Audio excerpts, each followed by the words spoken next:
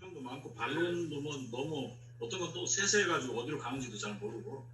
근데 우리 그 신성 목사님이 정리를 그래도 참 잘하신 거예요.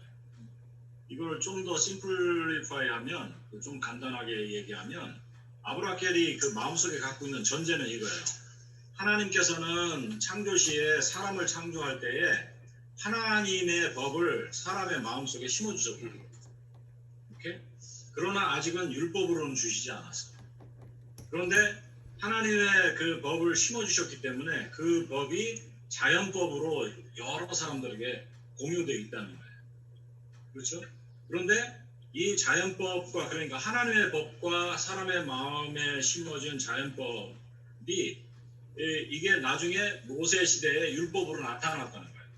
그러니까 이게 서로 연결은 있는데 사람이 타락해서 자연법이 흐릿해졌다는 거예요. 그러니까 이 모세 율법을 통해서 나온 것은 그 시대적인 특징을 갖고는 있지만 명확해졌다는 거예요. 네? 그렇지만 아직도 사람들이 부패해서 그걸 잘 지키지를 못해. 그래서 그 율법의 효용은 그것으로는 절대 구원을 위해서 주신 것은 아니라는 거예요. 그냥 사람이 잘 살아갈 수 있도록 주신 거지. 그래서 이분은 좀 불행하게도 성경의 용법에서는 약간 벗어났어요.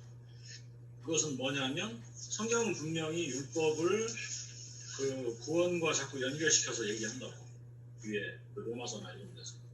그런데 이 아브라켈은 그거는 아니고 그 율법은 의식법이야, 그렇게 이 사람이 얘기하고 있어요. 자료에서.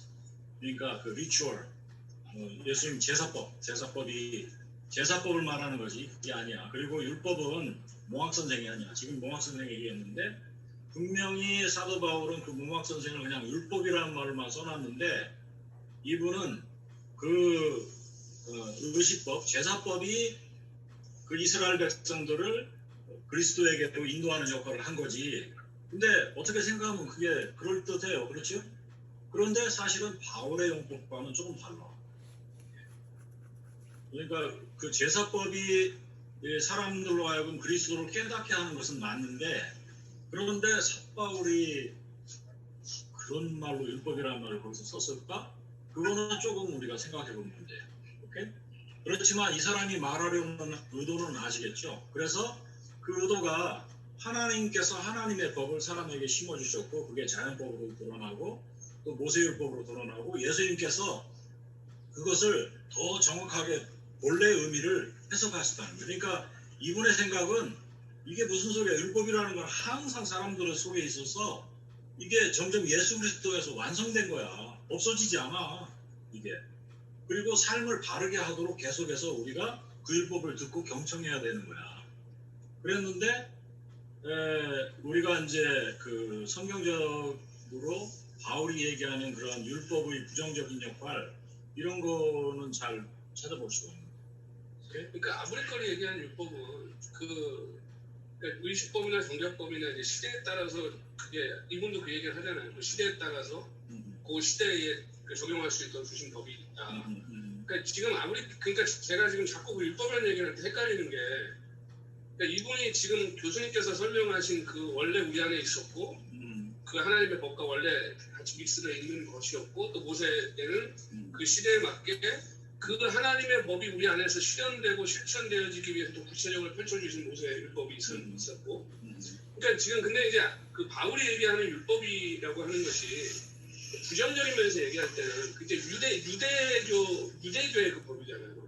그걸 얘기하는 거잖아요. 근데 아브라켈이 얘기하는 것은 그 이제 이미 예수님께서 완전히 폐하신 그 법이 아니라 가장 본질적인 하나님의 우리가 일생을 살아가면서 아까 이제 얘기한 뭐 하나님을 사랑하고 이웃 사랑하는 것부터 시작되는 그 율법의 정신이죠. 그걸 얘기하는 게 아닌가. 그러니까 아브라켈은 모세 율법 자체가 예수님을 통해서 더 완성됐다는 거예요. 온전하게 됐다는 거예요. 그러니까 그런데 이 소시니안이나 다른 사람들은 그 율법이 부족했기 때문에 예수님께서 뭐를 더 주셨다고 얘기해요. 그렇지 않다는 거지 이 사람 얘기. 그러니까 아브라켈이 맞잖아요. 우리가 볼 때는 그렇지. 근데 그 사람들은 하나님의 본래의 그 법을 사람에게 줬다 이 부분을 별로 인정하고 싶지 않은 거예요. 법의 형식적인 부분을 인정하고 싶어요. 그러니까 우리 차이가 있어요.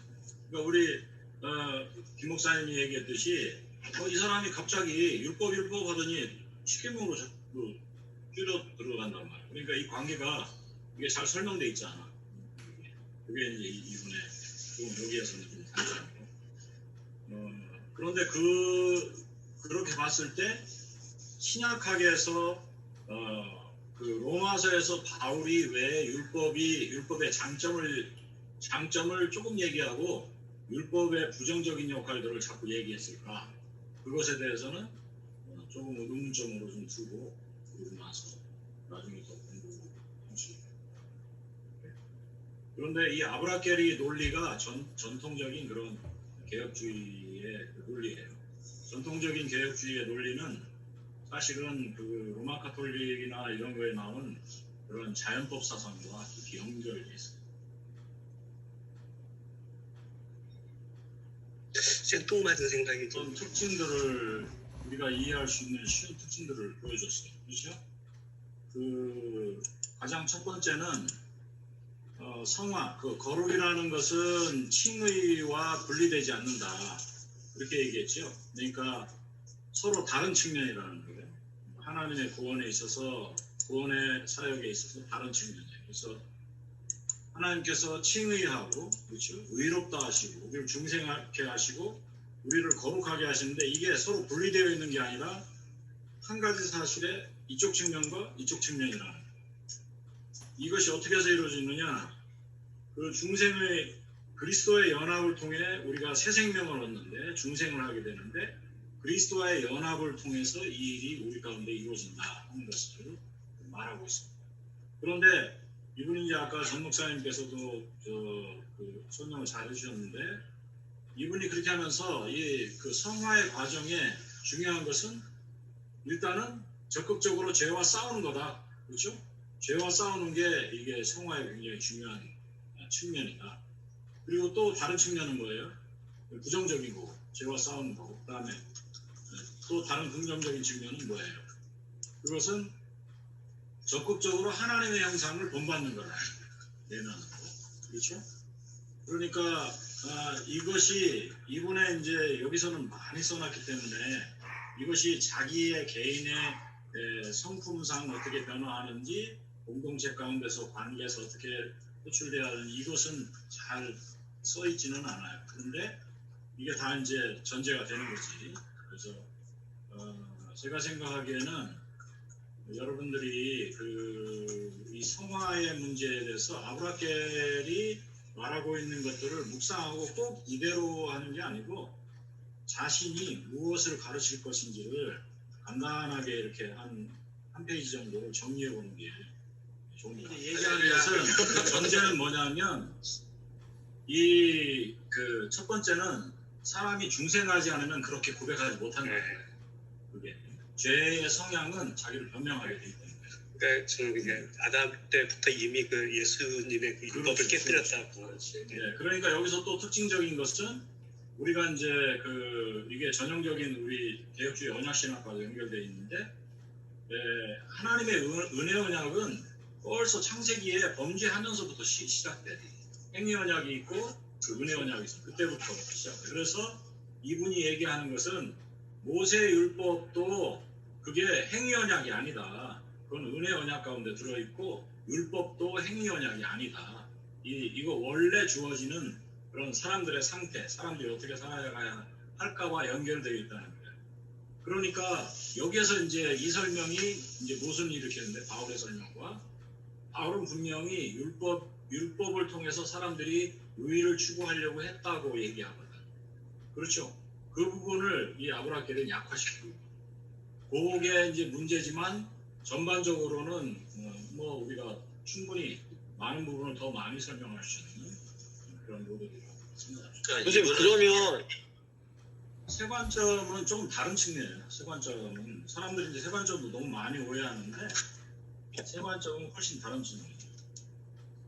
세 관점 아니라 그러니까 말해. 이피 샌더스가 얘기한 것처럼 그러니까 그 언약적 신율주의 이 관점이랑은 연결되는 겁니까 그러면? 왜냐면 이게 그러니까 율법을 어떤 지금 아브라함도 모세도 은혜 언약이라고 받고 율법의 구원을 이루는 기능은 하는 것이 아니라 어떻게 보면 하나님 백성으로서 삶을 살아갈 수 있게 도와주는 그런 이미 구원받은 자, 은혜로 구원받고 은혜로 구원받은 자들이 하나님의 그 뜻을 행하며 살 수 있도록 설명하려고 하는 그런 의도가 있는 걸 보면 아니야.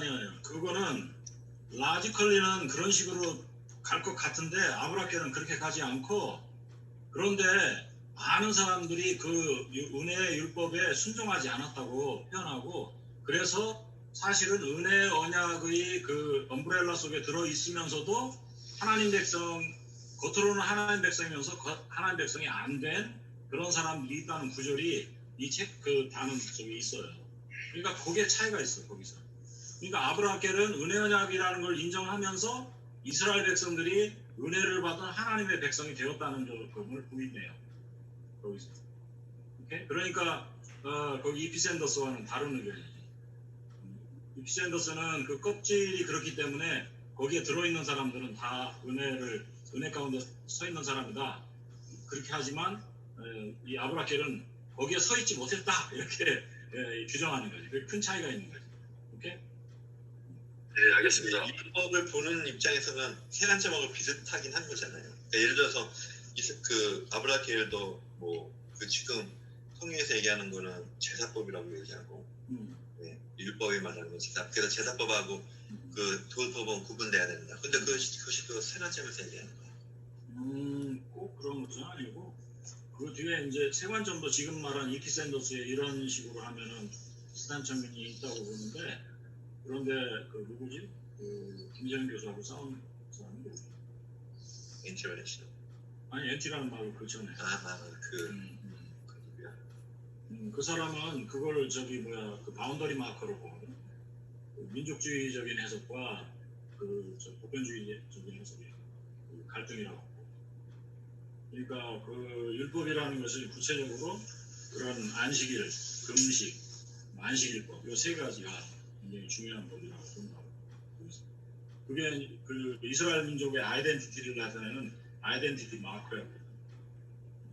그걸 가지고 강조했기 때문에 이방인들을 쳐내려고 했는데 그런데 사도 바울은 그런 거 가지고 그런 율법 가지고서 왜 은혜로 들어온 이방인들을 거절하려고 하느냐 이렇게 했다고 봅니다. 그러니까 하나님이 모세에게 주신 모세율법이 이제 행위언약, 물론 이제 행위언약이고 그리고 일단 모세가 그 율법을 가지고 내려왔을 때는 그거는 일단 이스라엘 백성들이 일단은 도장을 찍은 거잖아요. 이제. 그렇게 하겠다고 그날 말씀하셨고 그러니까 은혜 언약은 거기서 약간 그거는 지금 아브라함이 굉장히 특징적인 것은 뭐냐면 모세가 받은 언약이 절대 행위 언약이 아니라는 거예요.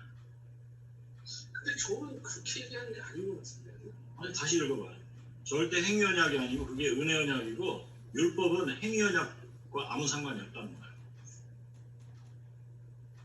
그게 차이가 있다는 거예요. 우리의 그런 상식과 아브라함이 말하는 게. 근데 은혜 언약을 깊이 생각하면 아브라함이 왜 무슨 얘기를 하려고 하는지 우리가 충분히 받아볼 수 있어요. 그러니까 우리의 그 율법에 대한 많은 얘기들은 소위 말해서 그 세대주의자들의 그런 율법관과 믹스돼 있어가지고 이게 그 노이즈를 많이 일으켜요. 제가 질문이 행위 언약이라면 나쁜 건가요? 아니잖아요. 하나님 주신 건데. 아니 그런데 행위 언약으로는 구원을 얻을 수 없다는 거예요. 부정적인 거예요. 네거티브. 행위 언약을 가지고서는 사람이 구원을 얻을 수 없다는 거예요. 근데 하나님이 행위 언약을 주실 때 이것을 통해서 너희가 구원을 받을 수 있어라고 주신 건 아니잖아요. 왜냐면 은혜 언약이 이미 깔려 있는데. 아니지. 처음에 은혜 언약이 출발되기 그 전에 아브라함이 여기 그 신목사님 정리한 제일 앞부분에 거기에 그 영생을 얻도록 주셨다. 그런데 사람들이 영생을 얻지 못하게 됐다. 그렇게 정리했죠. 그러니까 그 영생을 또 주셨다는 건 은혜 언약이잖아요. 아니지. 행위로. 행위 언약이지. 행위로. 그런데 우리가 못하니까 아담한테 아담한테 주신 것보다 아담이 언약이었다는 게 그게 행위 언약의 핵심은 아담에게 주실 때 아담에게 주셨어요. 그렇죠? 약속을 통해서. 그런데 아브라함 때 아브라함도 마찬가지예요. 아브라함에게서 은혜 언약이 드러나잖아요. 그렇죠? 그리고 창세기 3장 15절, 16절 예. 거기에 은혜 언약의 요소가 드러나요. 그래서 우리가 프로토 에반게리움 원시복음이라고 우리가 얘기합니다. 거기서부터 이제 은혜 언약이 시작된다고 그러죠. 여기서 말하는 호렙산에서 교회인 이스라엘과 이건 출애굽기 19장 아니에요? 20장, 예, 19장, 20장, 예. 19장, 20장. 20장이 10계명이니까. 예. 그 전에 그래서 19장이죠. 여기에서 은혜 언약이 처음 맺어진다는 뜻이 아니고 이제는 이스라엘과 하나님 사이에 은혜 언약이 맺어진다. 또는 아브라함과 하나님 사이에 은혜 언약이 맺어진다. 또 범죄했던 그런 아담과 하와와 하나님 사이에 은혜 언약이 맺어진다. 그게 은혜 언약. 이게 그때에 그 소위 이제 봉지나 또 그 독일에서도 그렇고 1970년대로부터 30년 한 세대 동안 이 바울의 율법관에 대한 논쟁이 신학학계에 엄청나게 대단했어요. 그러니까 이게 그 쉬운 주제는 아니다 생각하시고 이분 때는 단순하고 이분 시대에는 사실 굉장히 많이 잘 설명한 건데 그러나 그 뒤에 엑세제티컬하게 주경에 의해서 주해에 의해서 하나 따지는 그런 사람들의 그런 결과들을 우리가 좀 검토해볼 필요가 있다 생각합니다. 오케이, 두 분 감사했고 그럼 우리 다음 주에 좀 더 보도록 하고